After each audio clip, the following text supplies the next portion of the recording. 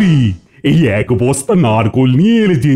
অনেকদিন ধরে ভাবছিলাম মহারাজকে কিছু খাওয়াবো, সেটা আর হচ্ছিল না। কাল বাজারে নারকোল দেখে নিয়ে নিলাম।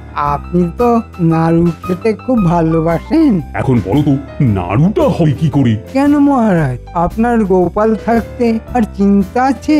গোপাল, তোমার গিন্নিকে বলো জব্বর করে নাড়ু বানাতে। আমরা সবাই মিলে নাড়ু খাবো।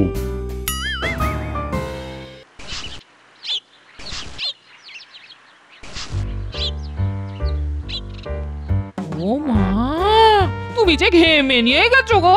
বস্তাতে কি আছে? বাবা, এক বস্তা নারকোল মন্ত্রী মশাই কায়দা করে গুছিয়ে দিলেন। কাল নাড়ু করে রাজসভায় নিয়ে যেতে হবে। রাগ করো না গিন্নি, মহারাজেরও ইচ্ছে যে তোমার হাতের নাড়ু খাবেন। আমি কি করি বলো? ঠিক আছে, আর কি এখন থেকেই লাগতে হবে, নইলে কাল সকালে সব হবে কি করে? চিন্তা করো না গিন্নি, আমি হাত লাগাচ্ছি।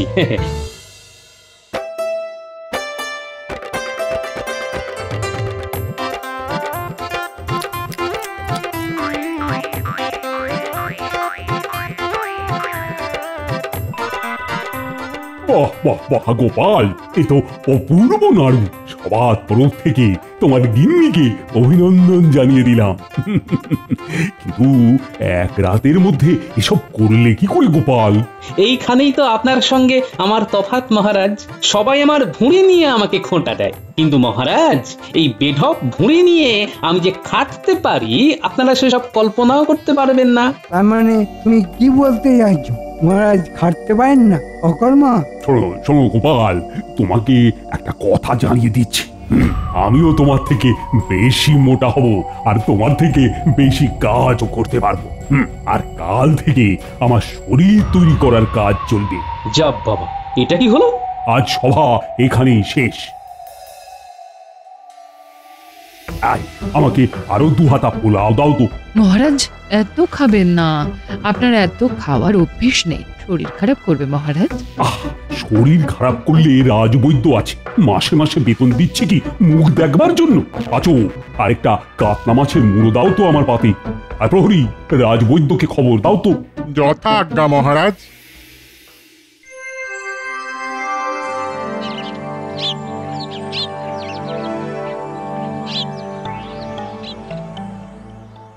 মহারাজ, রাজসভায় দাঁড়িপাল্লা কেন? প্রতিদিন ওজন মাপা হবে। কার মহারাজ? তোমার আর আমার, দেখবো কার ওজন বেশি। এ আর ওজন করে মাপার দরকার কি মহারাজ? আমি আপনার থেকে ওজনে একটু বেশি হব। দেখুন মহারাজ, গোপাল কি বলছে? গোপাল বলছে গোপাল আপনার থেকে ভারী। ভারী কথার অর্থ জানেন তো মহারাজ? আমি তো ভারী বলিনি, আমি বলেছি ওজন বেশি। ওজন বেশি মানে তুমি বেশি ভারী। কথার মারপ্যাচ দিয়ে তো তুমি বেরিয়ে যেতে পারবে না গোপাল। বসার আগে দাঁড়িপাল্লায় বসো।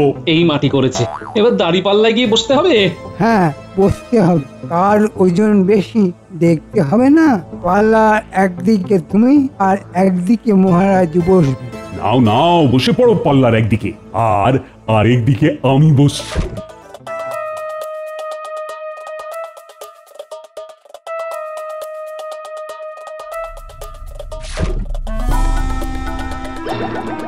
এই দেখুন, পাল্লায় বসার কি দরকার ছিল মহারাজ?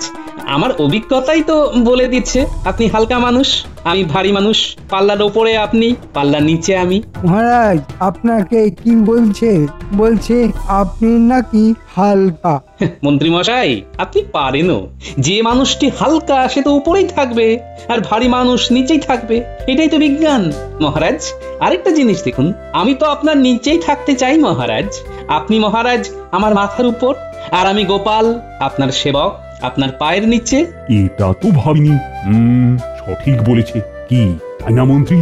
মহারাজ, আপনি কথার মার প্যাচে ভুলবেন না। কায়দা করে আপনাকে হালকা বলছে। হালকা মানে আপনার সারবস্তু কিছু নেই। কি বটে, তোমার এত বড় আস্পর্ধা? তোমাকে আমি হালকা করবই। সে মহারাজ আপনি আমাকে হালকা করুন, ভারী করুন, মাঝারি করুন, যা খুশি করতে পারেন, কিন্তু দয়া করে সঠিক বিবেচনা করে বিচার করুন মহারাজ। মহারাজ দেখুন, শুনুন, আপনার প্রিয় গোপাল আপনাকে কি বলছে। কি বলছো বলো তো? গোপাল বলতে চাইছে যে আপনি চিরকাল হালকাই থাকবেন। তাই? বেশ, আমিও মহারাজা কৃষ্ণচন্দ্র রায়, আমিও তোমাকে বলছি 7 দিনের মধ্যেই আমি তোমার থেকে ভারী হয়ে যাব। আপনি তো ভারী মহারাজ, মানি, সম্মানী, বৈভবে আপনার থেকে ভারী কে আছে? সেইখানে আমি তো একজন ক্ষুদ্র ভাঁড়, যার ঘরে নুন আনতে পান্তা ফুরোয়। সে কি করে আপনার থেকে ভারী হবে মহারাজ? কথার মার প্যাঁচে বেরিয়ে যেও না গোপাল, তুমি মহারাজকে হালকা বলেছো। হুম, আমি নিজের কানে শুনেছি গোপাল আমাকে হালকা বলেছে। আজ সভা এইখানে মুলতুবি করলাম। এই তো মহারাজকে তাতাচ্ছি, আর মহারাজ তেতেও যাচ্ছেন। কিছু অর্থ কামিয়ে নেওয়ার এটাই সুযোগ। আচ্ছা, কি খেঁচা কলে পড়লাম বলো তো বিজ্ঞানী? আমি তো কিছু ভাবতেই পারছি না। মন্ত্রীমশাই মহারাজকে তাতাচ্ছে, আর মহারাজ তেতে উঠে যা তা কাণ্ড করছে। কি করব আমি তো ভাবতেই পারছি না। কি আর করবে, আমরা তো সবই দেখেছি। মন্ত্রীমশাইয়ের উদ্দেশ্যটাও খুব পরিষ্কার। ওই এলোমেলো করে দে মা, লুটে পুটে খাই, এটাই তো মহারাজকে বোঝাতে পারছি না। গোপাল, রানীমার সঙ্গে তোমার মা ছেলে সম্পর্ক। রানীমা তোমাকে অত্যন্ত স্নেহ করেন। তুমি তুমি রানীমাকে জানাও। হ্যাঁ, ঠিক বলেছ বিজ্ঞানী। 1 সপ্তাহ পর কি হয় দেখি, তারপর রানীমাকে জানাতেই হবে, বুঝলে?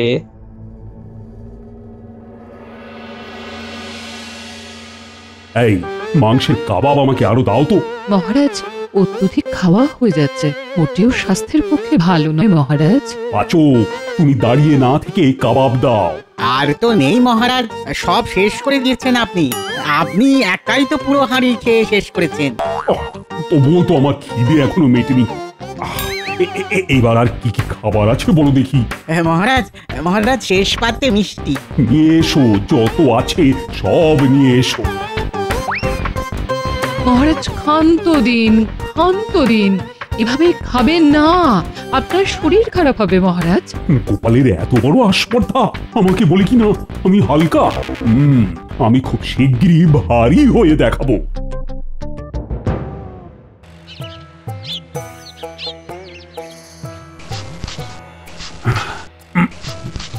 বসতে তো পারছি না। তার মানে আমি গোপালের থেকেও বেশি মোটা হয়েছি। আজ দেখাবো গোপালকে আমি হালকা না গোপাল হালকা। গোপাল, এই যে আমি দাঁড়ি পাল্লায় বসলাম। এবার তুমি এসে বসো, দেখি কে হালকা আর কে ভারী।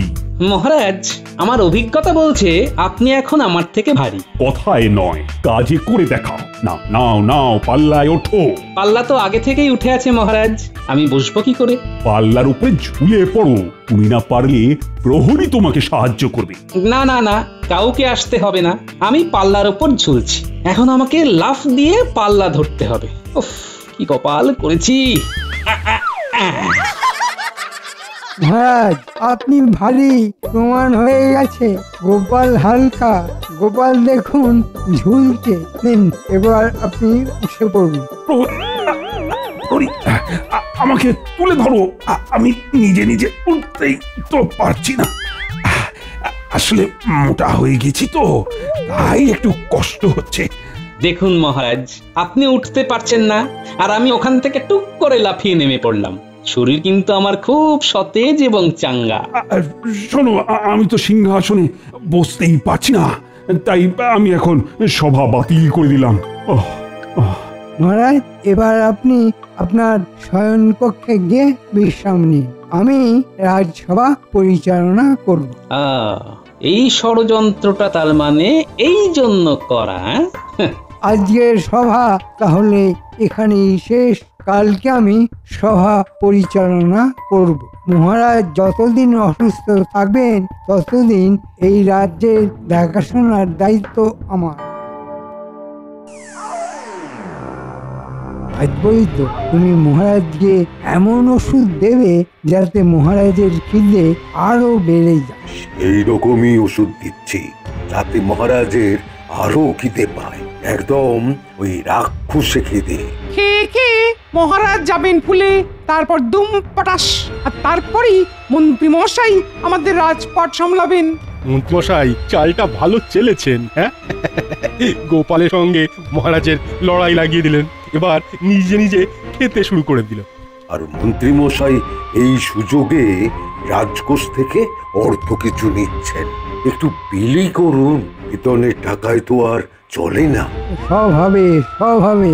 আর কয়েকটা দিন যেতে দাও, মহারাজের আরো খিদে বাড়ুক, তবেই তো উপি আয় হবে। প্রণাম রানীমা। গোপাল, কিছু একটা করো গোপাল, মহারাজ তো খুব অসুস্থ। আমি নিশ্চয়ই কিছু একটা করব রানীমা, আমাকে 2 দিন একটু ভাবতে সময় দিন। ঠিক আছে গোপাল, তোমাকে ঠিক 2 দিন সময় দিলাম। 3য় দিন তুমি উপায় বার করে আমার কাছে এসো। অবশ্যই রানীমা, এটা আমার কর্তব্য। মহারাজকে সুস্থ করে তোলা আমার কর্তব্যের মধ্যে পড়ে। আমি এখন আসি রানীমা। এসো গোপাল। সত্যি তো, খেয়ে খেয়ে আমি ক্লান্ত হয়ে পড়েছি আর অসুস্থ হয়ে পড়ছি। কোনো কায়িক পরিশ্রমই করতে পারছি না, রাজসভায় যেতে পারছি না। চেষ্টা তো করছি খাওয়া কমাতে, কিন্তু খিদে তো দিনের পর দিন বেড়েই চলেছে। আপনার এই রাক্ষসে খিদে বন্ধ করুন মহারাজ। কেন মন্ত্রীর কথায় গোপালের সঙ্গে এভাবে লাগতে গেলেন? সব দোষ গোপালের। দর্পণে আপনার চেহারা দেখেছেন মহারাজ? গোপাল আমাকে উত্তেজিত করেছে, তাই তো আমি আজ এই অবস্থায় চলে এসেছি। আমার সামনে ওই গোপালের নাম করবে না রানী। আমি এখন একটু ঘুমাবো।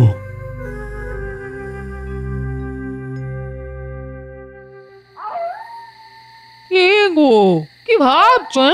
মহারাজের কথা গিন্নি, মহারাজকে সঠিক রাস্তায় ফেরাতে হবে। সেটা কিভাবে সম্ভব? মহারাজ বলে তোমার কথাই শুনছেন না? সেটাই তো ভাবছি গিন্নি, কিভাবে মহারাজকে আমার কথাগুলো শোনাবো। এদিকে মন্ত্রী মশাইয়ের দাপটে রাজকোষাগার যে শূন্য হচ্ছে সেটা আমি ঠিক বুঝতে পারছি। কোষাধ্যক্ষ আমাকে বলেছে। তাহলে উপায়? সেই উপায়টাই তো খুঁজে চলেছি গিন্নি, খুঁজে চলেছি। পেয়েছি, উপায় পেয়েছি। কাল সকালেই মহারাজের সঙ্গে দেখা করতে হবে। দেখি মন্ত্রী মশাই কার বুদ্ধি বেশি, আপনার নাই গোপালের।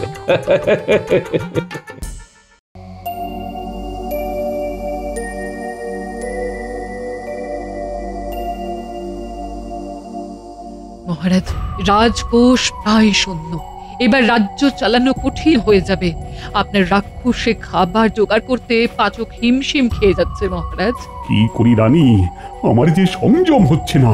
আমি তো চেষ্টা করছি, কিন্তু খুব খিদে পাচ্ছে, তাই আবার খেয়ে ফেলছি। রানীমা, গোপাল দাদা দেখা করতে এসেছে। কি দরকার? না, গোপালকে এখানে আসতে হবে না। মহারাজ, গোপাল আপনাকে অনেকবার অনেকভাবে বাঁচিয়েছে, তার সঙ্গে এরকম ব্যবহার করবেন না। দেখুন না কি বলতে চায়, ওকে আসতে বলুন। ঠিক আছে, পাঠিয়ে দাও।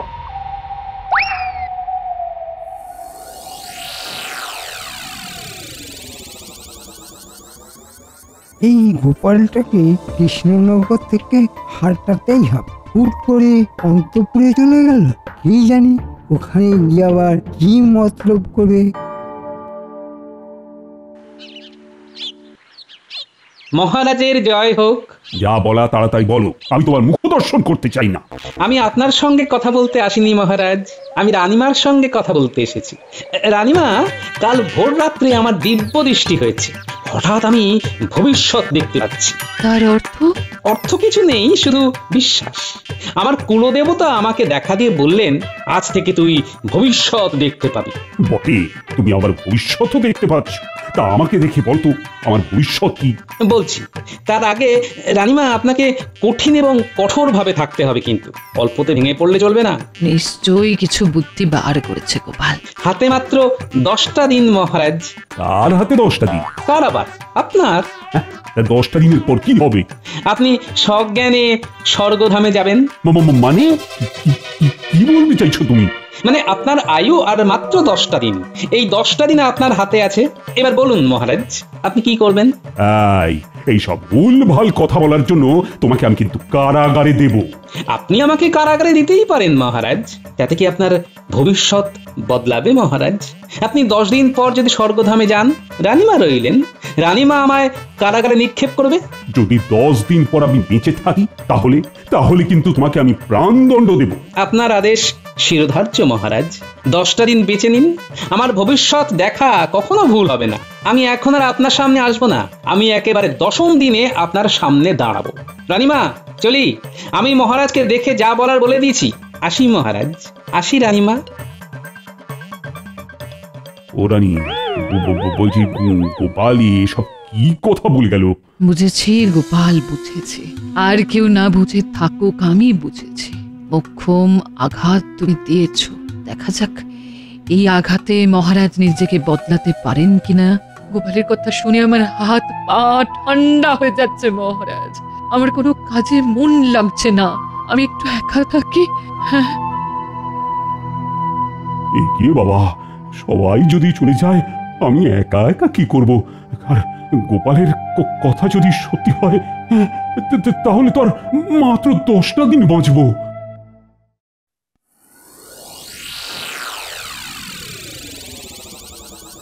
আমি আপনার জন্য অপেক্ষা করছিলাম রানীমা। রানীমা, যা বলেছি তার সর্বৈব মিথ্যা। আপনিও জেনে রাখুন এটা মিথ্যে কথা, এবং আমি ঈশ্বরের কাছে প্রার্থনা করব যেন আমার গণনা ভুল হয়। রানীমা, আমি মহারাজকে মৃত্যু ভয় দেখাতে চেয়েছি, এবং এই মৃত্যু ভয় মহারাজকে ঠিক পথে নিয়ে আসবে এই বিশ্বাস করি। তুমি যখন কথা বলছিলে তখন আমি বুঝতে পেরেছিলাম যে এটা সত্যি নয়, মিথ্যে। গোপাল, মহারাজের জন্য, কৃষ্ণনগরের জন্য তোমার এই উদ্যোগ আমি চিরকাল মনে রাখবো। আরেকটা কথা রানীমা, আপনি খাজাঞ্চি মহাশয় এবং কোষাধ্যক্ষ মহাশয়কে আদেশ দিন যেন আর বাড়তি কোনো মোহর কোনো কারণে মন্ত্রী মশাই নিতে না পারেন। ঠিক আছে, আমি তোমার এই কথা যথাযথ পালন করব। আর একটা কথা, রাজবৈদ্যর দেওয়া ওষুধ যেন মহারাজ আর সেবন না করেন। আমি এখন আসি। এসো গোপাল, তোমার সব কথা মনে থাকবে। এসো।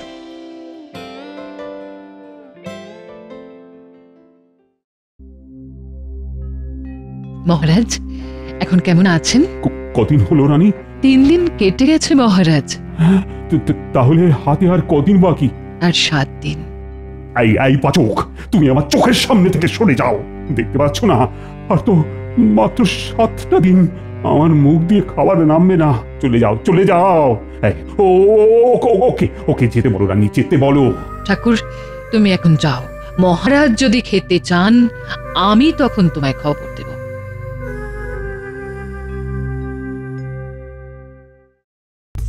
বিষয়টা কি হলো ঠিক বুঝতে পারলাম না তো। মহারানী খাজাঞ্চিকে আদেশ দিয়েছেন যে রাজকোষ থেকে কোনো অর্থ ব্যয় করা চলবে না। মহারাজ ঘর বন্ধ করে বসে আছেন, আমার ওষুধ পর্যন্ত সেবন করছেন না। পাচক ঠাকুরের কাছে খবর নিয়েছিলাম, তো পাচক ঠাকুর বলছে কোনো খাবারই গ্রহণ করছেন না মহারাজ। তার মানে মহারাজের শেষ অবস্থা, এবার রাজ্যভার সামলাতে হবে। কাল একবার মহারাজের সাথে দেখা করে আসবো। আমিও যাব। সেনাপতি, তোমাকে প্রস্তুত থাকতে হবে, যে কোনো মুহূর্তে আমি রাজ্য দখল করতে পারি। আমি প্রস্তুত। রানী, আজ তো 10ম দিন, তাই না? হ্যাঁ মহারাজ, আজ 10ম দিন। আমি কিন্তু এখনো জীবিত আছি রানী। সেটা ঈশ্বরের আশীর্বাদ মহারাজ। গোপালকে কি খবর দেওয়া হয়েছে? গোপাল হাজির মহারাজ, আমার সাথে সাথে আপনার সভাসদগণ সবাই উপস্থিত মহারাজ। তুমি নাকি মহারাজকে মৃত্যু ভয় দেখিয়েছ? আমি আপনার কাছে কোনো কৈফিয়ত দিতে রাজি নই মন্ত্রী মশাই। আমি দুজনের কাছে কৈফিয়ত দিই, 1 মহারাজ, 2 রানীমা। আপনাদের কারো কাছে কোনো কৈফিয়ত দেব না। দেব না বললে তো হবে না গোপাল, আমি তো কৃষ্ণনগরের মন্ত্রী, সুতরাং আমার জানার অধিকার আছে। মন্ত্রী মশাই, আপনি উত্তেজিত হবেন না, উত্তেজনা প্রশমন করুন। গোপালের কাছে আমার কিছু প্রশ্ন আছে, গোপালের উত্তর পেলে আপনারা সবাই সব কিছু বুঝতে পারবেন। আপনি প্রশ্ন করুন রানীমা। হাতে মাত্র 10 দিন, এটা মিথ্যে ভবিষ্যৎবাণী, তাই না গোপাল? আপনি যথার্থই বলেছেন রানীমা। আমি কোনো ভবিষ্যৎদ্রষ্টা নই, আমি একজন ভাঁড়। মহারাজের মনোরঞ্জন করাই আমার কর্তব্য। তার মানে তুমি আমাকে ভয় দেখিয়ে গেছো, আর আমি ভয় পেয়ে এই 10 দিন কিছুই না খেয়ে কিছু না খেয়ে সুস্থ আছেন, আর আপনার অস্বাভাবিক অবস্থার সুযোগ নিয়ে রাজকোষ প্রায় শূন্য করে দিয়েছে এই মন্ত্রী মশাই। রাজবৈদ্য, তুমি মহারাজকে খিদে কমানোর ওষুধ দিয়েছো তাই না? তাহলে উল্টে খিদে বেড়ে গেল কি করে? মুখে কথা নেই, হ্যাঁ? যাক মহারাজ, আপনি নিশ্চয়ই বুঝতে পারছেন কি থেকে কি হয়েছিল আর এখন কি হলো।